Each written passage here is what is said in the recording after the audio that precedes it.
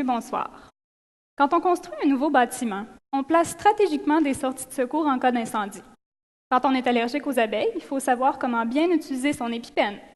Quand on habite au Québec, les déneigeurs sont prêts à travailler toute la nuit. Qu'est-ce que ces trois situations nous rappellent? L'importance de planifier en cas d'urgence. En santé physique, c'est assez clair. J'arrive à l'hôpital avec le bras coupé, je m'attends à ce que vous arrêtiez l'hémorragie et que vous me donniez des antidouleurs. Par contre, en psychologie, c'est beaucoup plus complexe. Si j'arrive à l'hôpital sous l'effet de l'alcool, en vous disant entendre la voix du diable qui m'oblige à me faire du mal, comment réagir? Les personnes qui ont un problème psychiatrique chronique, comme la schizophrénie ou la bipolarité, sont à risque de revivre des situations de crise.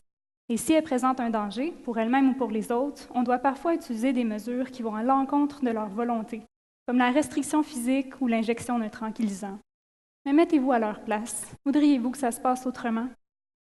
Peut-être que si on savait comment la personne en crise aimerait qu'on intervienne, on pourrait éviter de prendre des mesures sans son consentement.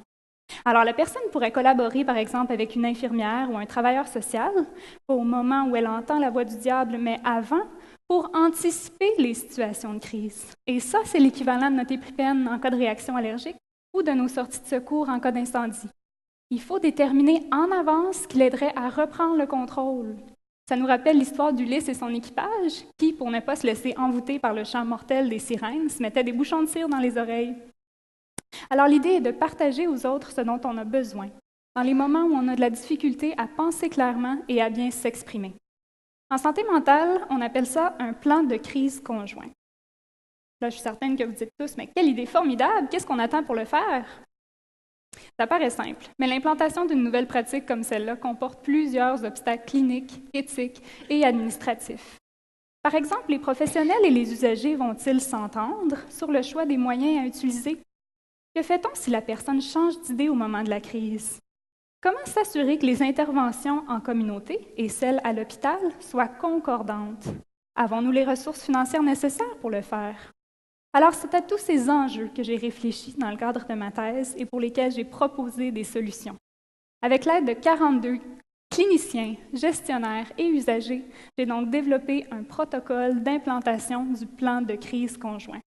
Autrement dit, pour la première fois au Canada, on a préparé le terrain pour introduire une alternative aux mesures qui vont à l'encontre de la volonté de la personne en situation de crise. Bref, le plan de crise conjoint, c'est un immense pas vers un meilleur respect de l'autonomie, des droits et de la dignité de l'usager en santé mentale. Merci beaucoup.